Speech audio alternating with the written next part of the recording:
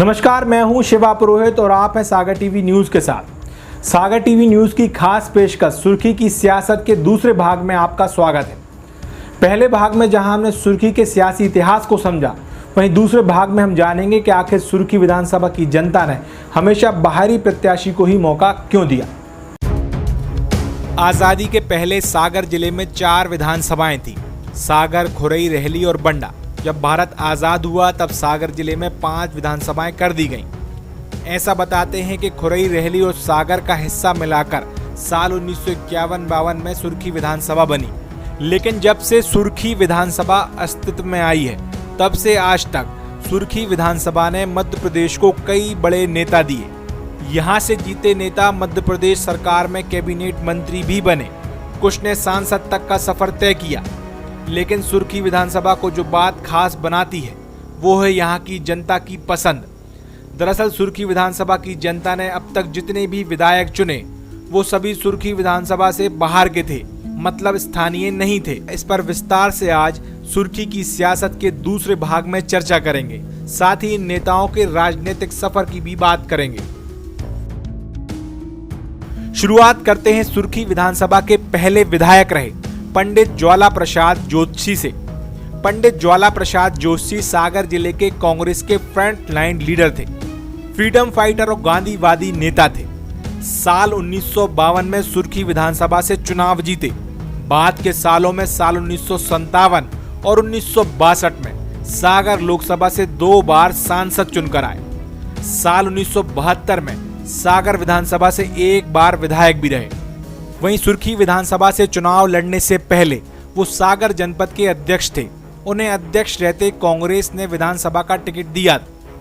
जन्मभूमि करेली जिला नरसिंहपुर थी, लेकिन कर्मभूमि जिला सागर रही। पंडित ज्वाला प्रसाद जोशी सागर शहर में रहते थे, लेकिन सुर्खी के स्थानीय न होते हुए भी उन्हें वहां से विधानसभा का टिकट मिला। सुर्खी विधानसभा में होने वाले विधानसभा चुनाव में पहली बार में ही कांग्रेस ने बाहरी प्रत्याशी को मैदान में उतारा, और क्योंकि ज्वाला प्रसाद जोशी जी का कद उन नेताओं में था, उन्हें सबकी स्वीकार्यता थी, इसलिए उनका जीतना भी तय था। अब बात आती है कि आखिर पंडित ज्वाला प्रसाद जोशी को ही सुर्खी से कांग्रेस ने टिकट क्यों दिया। इसके पीछे 2 वजह समझ आती हैं। एक तो देवरी, रेहली, सुर्खी और सागर इलाके में जोशी जी ने आजादी के वक्त बहुत संघर्ष किया। हालांकि उन्होंने जिले भर में आजादी के लिए संघर्ष किया था, लेकिन यहाँ उनकी पकड़ अच्छी थी। वहीं दूसरी वजह रही पंडित ज्वाला प्रसाद जोशी का चुनाव लड़ना तो तय था। सागर जिले के कांग्रेस के सर्वा नेता, जिला अध्यक्ष रहे स्वामी कृष्णानंद भी चाहते थे कि वो सुर्खी से चुनाव लड़े, क्योंकि खुरई विधानसभा रिजर्व थी। बंडा से वो खुद चुनाव लड़ रहे थे। सागर में किसी मुस्लिम चेहरे को मौका देना था, इसलिए उन्होंने मोहम्मद शफी को यहाँ से चुनावी मैदान में उतारा। रेहली में एक और कांग्रेस के बड़े नेता, स्वतंत्रता संग्राम सेनानी बाला प्रसाद मिश्र के नाम पर मोहर लग चुकी थी। ऐसे में स्वामी जी ने जोशी जी का नाम सुर्खी विधानसभा से आगे बढ़ाया, और सुर्खी विधानसभा में साल 1952 में हुए पहले विधानसभा चुनाव में सुर्खी की जनता ने बाहरी प्रत्याशी होते हुए भी पंडित ज्वाला प्रसाद जोशी को पसंद किया और उन्हें चुनाव जितवाया, जबकि इस चुनाव में जनसंघ ने स्थानीय प्रत्याशी को मौका दिया था। वहीं आज बात करें पंडित ज्वाला प्रसाद जोशी के परिवार की, तो वो सागर में ही रहता है। जोशी जी के पोते आशीष जोशी दादा की राजनीतिक विरासत को संभाले हुए हैं। परिवार बड़ा है, लेकिन आशीष जोशी फिलहाल कांग्रेस में सक्रिय है। समय समय पर अपनी दावेदारी भी पेश करते रहते हैं। अब बात करते हैं डॉक्टर बीबी राय की। सुर्खी विधानसभा से 2 बार विधायक रहे। साल 1957 और 1962 में कांग्रेस के टिकट पर विधायक चुनकर आए। डॉक्टर बीबी राय स्वतंत्रता संग्राम सेनानी थे। सागर जिले में कांग्रेस के बड़े नेताओं में थे। सागर शहर के रहने वाले थे। ये भी सुर्खी विधानसभा के स्थानीय नहीं थे, लेकिन इसके बावजूद सुर्खी विधानसभा की जनता ने इन्हें 2 बार चुनाव जितवाया। ये भी एक संयोग है कि उन्हें सागर जनपद के अध्यक्ष रहते हुए कांग्रेस ने सुर्खी विधानसभा से टिकट दिया। पंडित ज्वाला प्रसाद जोशी के सुर्खी विधानसभा से विधायक बनने के बाद उनकी जगह डॉक्टर बीबी राय सागर जनपद के अध्यक्ष बने, और सुर्खी विधानसभा से विधायक का कार्यकाल पूरा होने के बाद जब ज्वाला प्रसाद जोशी सागर लोकसभा से चुनाव लड़े, तो उनकी जगह डॉक्टर बीबी राय सुर्खी विधानसभा से कांग्रेस का चेहरा बने। डॉक्टर बीबी राय स्वामी कृष्णानंद के बेहद नजदीकी थे। वो जाने माने डॉक्टर थे। सागर में आज जहां कटरा में आर्य समाज स्कूल है, वहां इनका क्लिनिक हुआ करता था, जहां वो प्रैक्टिस किया करते थे।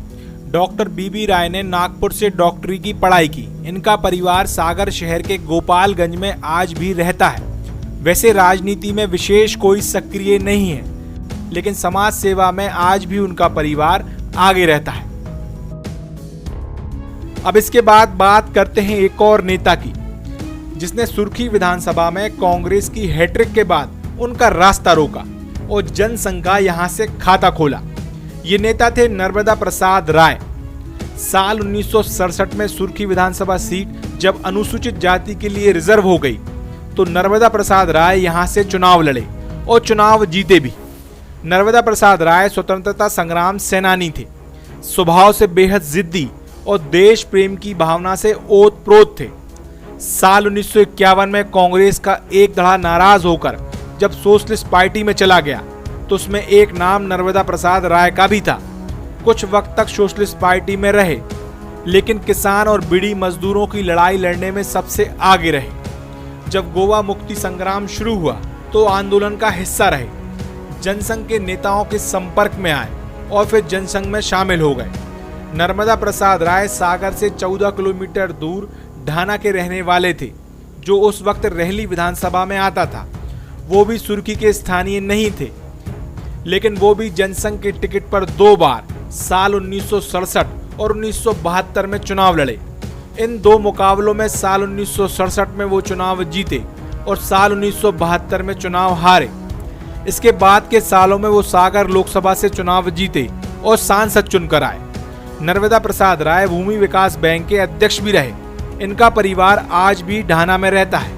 परिवार से वैसे तो राजनीति में ज्यादा कोई सक्रिय नहीं है, लेकिन कुछ सगे संबंधी हैं जो राजनीति में एक्टिव हैं। नर्मदा प्रसाद राय का परिवार उनकी दी हुई सीख और विरासत को बहुत अच्छे से संभाले हुए है। अब बात अगले नेता की। ये भी सुर्खी विधानसभा से स्थानीय ना होते हुए यहां से चुनाव जीते। गया प्रसाद कबीरपंथी, स्वतंत्रता संग्राम सेनानी, सागर जिले के कांग्रेस के बड़े नेताओं में थे। आजादी के आंदोलन में कांग्रेस के उन सिपाहियों में थे जिन्होंने दिन रात एक कर आजादी के लिए संघर्ष किया। कांग्रेस में कई सारे पदों पर रहे। बीड़ी मजदूरों के नेता थे। कई सामाजिक संस्थाओं के संस्थापक सदस्य रहे।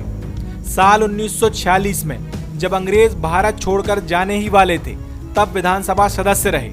इसके बाद साल 1952 में हुए पहले आम चुनाव में कांग्रेस के टिकट पर विधायक चुनकर आए। साल 1967 में जब सुर्खी विधानसभा आरक्षित हुई, तब कांग्रेस के टिकट पर यहां से चुनाव लड़े, लेकिन हार गए। इसके बाद उन्होंने साल 1967 की हार का बदला अगले चुनाव में लिया, यानी साल 1972 में सुर्खी विधानसभा से कांग्रेस के टिकट पर दोबारा चुनाव लड़े और चुनाव जीते।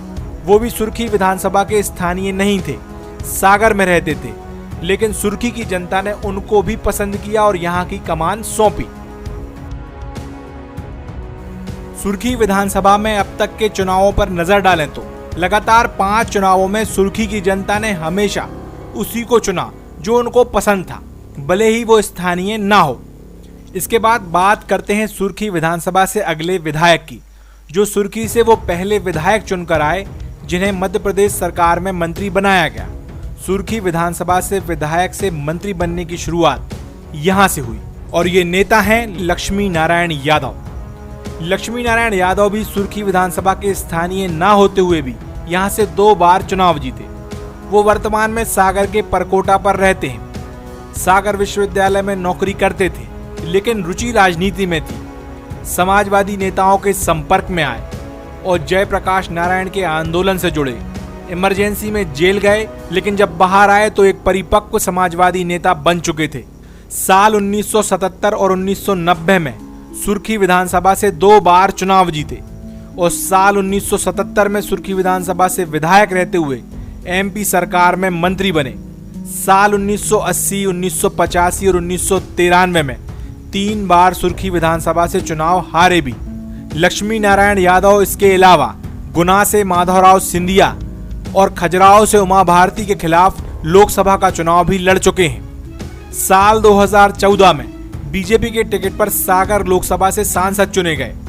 उनके परिवार में उनके पुत्र सुधीर यादव उनकी राजनीतिक विरासत संभाले हुए हैं। इसके बाद बात एक ऐसे नेता की करते हैं जिसका रुतबा सुर्खी विधानसभा और पूरे सागर जिले में किसी फिल्मी सितारे से कम नहीं था।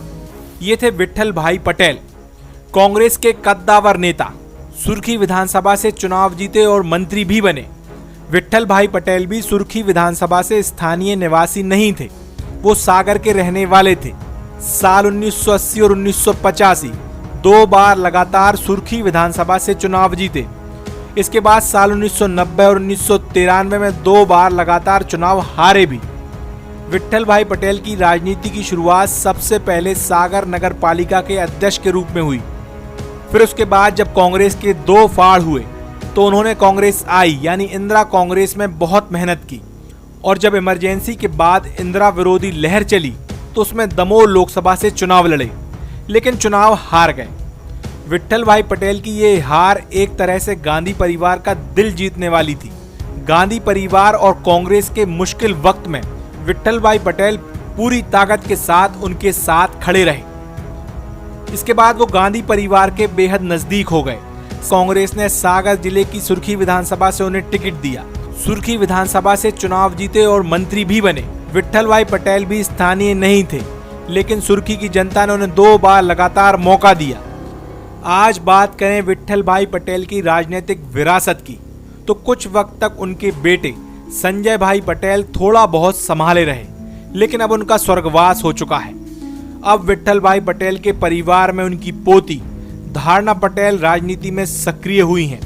वो सुर्खी विधानसभा से अपना राजनीतिक भविष्य तलाश रही हैं। आने वाले दिनों में सुर्खी विधानसभा में होने वाले उपचुनाव में वो कांग्रेस की तरफ से एक मजबूर दावेदार के तौर पर खुद को पेश कर रही हैं।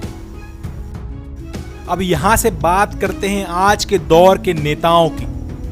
सबसे पहले बात भूपेंद्र सिंह की। भाजपा के कद्दावर नेता भूपेंद्र सिंह के विधानसभा तक पहुंचने का सफर शुरू हुआ सुर्खी विधानसभा से। सुर्खी के स्थानीय न होते हुए भी यहां की जनता ने इन्हें मौका दिया, एक बार नहीं 2 बार, साल 1993 और साल 1998 में। लेकिन इसके बाद एक बार यहां की जनता ने इन्हें नकारा भी, साल 2003 में। साल 2009 में सागर लोकसभा सीट से बीजेपी के टिकट पर चुनाव लड़े, सांसद चुनकर आए। साल 2013 में खुरई विधानसभा से विधायक का चुनाव जीते और शिवराज कैबिनेट में मंत्री रहे। सरकार में नंबर 2 बीजेपी के यसमैन कहे जाने वाले भूपेंद्र सिंह अभी खुरई विधानसभा से विधायक हैं, लेकिन पकड़ सुर्खी में भी उतनी ही है। इनके बिना पूछे सुर्खी विधानसभा में बीजेपी में पत्ता भी नहीं हिल सकता। सुर्खी की जनता और भूपेंद्र सिंह का जुड़ाव आज भी बरकरार है। उनके हाथों में आज किंग मेकर का पावर है। लेकिन साथ ही गोविंद सिंह राजपूत के बीजेपी में आने के बाद सुर्खी विधानसभा में उनकी भूमिका आगे चलकर क्या होगी, इस पर संशय बना हुआ है। भूपेंद्र सिंह भी सुर्खी विधानसभा के स्थानीय नहीं थे, लेकिन बावजूद इसके सुर्खी विधानसभा की जनता ने उन्हें 2 बार मौका दिया। भूपेंद्र सिंह सागर जिले की नरियावली विधानसभा के बामोरा गांव के रहने वाले हैं। अब बात करें सुर्खी विधानसभा के ऐसे ही एक नेता की जो सुर्खी विधानसभा के स्थानीय नहीं है, लेकिन वो सुर्खी विधानसभा से चुनाव जीतते हैं। जी हां, हम बात कर रहे हैं गोविंद सिंह राजपूत की। सागर जिले के कद्दावर नेता गोविंद सिंह राजपूत की पहचान आज देश भर में उनके नेता ज्योतिरादित्य सिंधिया के खास समर्थकों के रूप में बन गई है। अभी अपने राजनीतिक गुरु विट्ठल भाई पटेल की राजनीतिक विरासत को संभाले हुए हैं, यानी सुर्खी विधानसभा से चुनाव लड़ते और जीतते हारते आ रहे हैं। ये भी सुर्खी विधानसभा के स्थानीय नहीं है, नरियावली विधानसभा के जेरई गांव से आते हैं, वर्तमान में सागर में रहते हैं, लेकिन सुर्खी की जनता इन्हें बार बार मौका देती है। सबसे पहले चुनावी राजनीति की शुरुआत साल 1998 में सुर्खी विधानसभा से कांटे की टक्कर में भूपेंद्र सिंह से चुनाव हार से हुई। इसके बाद अगले 2 चुनाव में साल 2003 और साल 2008 में गोविंद सिंह राजपूत कांग्रेस के टिकट पर चुनाव जीते, लेकिन साल 2013 का चुनाव हारे। फिर साल 2018 में कांग्रेस के टिकट पर चुनाव जीते। अब इस सीट पर उपचुनाव में कांग्रेस की बजाय वो बीजेपी के टिकट पर चुनाव लड़ेंगे, क्योंकि गोविंद सिंह राजपूत अब बीजेपी के गोविंद सिंह बन गए हैं। पिछले कई वीडियो में हम गोविंद सिंह राजपूत की पूरी कहानी आपको बता चुके हैं, लेकिन अभी फिलहाल हम इस वीडियो में याद रखते हैं कि गोविंद सिंह राजपूत भी उन नेताओं में है जो यहाँ सुर्खी विधानसभा के स्थानीय नहीं थे, लेकिन सुर्खी की जनता ने उन्हें पसंद किया और करती आ रही है। गोविंद सिंह राजपूत के बाद अब बात उन्हें पटकनी देने वाली एक नेत्री की, पारुल साहू, कद्दावर नेता और बड़े शराब व्यवसायी संतोष साहू की बेटी हैं। ये भी सागर शहर की रहने वाली हैं। सुर्खी विधानसभा की स्थानीय नहीं है, लेकिन सुर्खी की जनता का आशीर्वाद इन्हें मिला। साल 2013 में बीजेपी ने चुनाव में गोविंद सिंह राजपूत के खिलाफ मैदान में उतारा और बीजेपी का दांव सही बैठा। पारुल साहू चुनाव जीती और विधायक बनी। फिलहाल 2018 में चुनाव नहीं लड़ी, सुर्खी में सक्रिय हैं।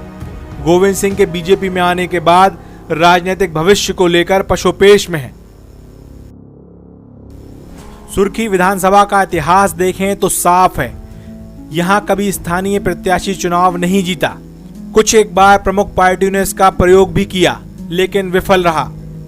जैसा साल 2008 में गोविंद सिंह राजपूत के मुकाबले बीजेपी ने स्थानीय नेता राजेंद्र सिंह मोकलपुर को मौका दिया, लेकिन ये प्रयोग फेल साबित हुआ। उसके पहले शुरुआत और बीच में कुछ चुनावों में ऐसे प्रयोग पार्टियों ने किए, लेकिन सभी प्रयोग विफल रहे। जहां सुर्खी विधानसभा में हुए पहले विधानसभा चुनाव में साल 1952 में जनसंघ ने शिवराज सिंह ठाकुर को मैदान में उतारा। वो सुर्खी विधानसभा के स्थानीय थे, जैसी नगर के पड़रई गांव के रहने वाले थे, लेकिन उसके बावजूद भी वहां की जनता ने उन्हें मौका नहीं दिया। इसके बाद साल 1957 में प्रजा सोशलिस्ट पार्टी के बलराम गौतम, जो कि सुर्खी के रहने वाले थे, उन्हें भी मैदान में उतारा गया, लेकिन वो भी चुनाव नहीं जीत पाए। कुल मिलाकर सुर्खी विधानसभा में अब तक हुए चुनावों में सभी बाहरी प्रत्याशियों को यहाँ की जनता ने पसंद किया है। निष्कर्ष फिलहाल ये है कि अब तक सुर्खी विधानसभा में प्रमुख पार्टियां बाहरी प्रत्याशियों को ज्यादातर मौका देती आई हैं और वही चुनाव जीत पाते हैं।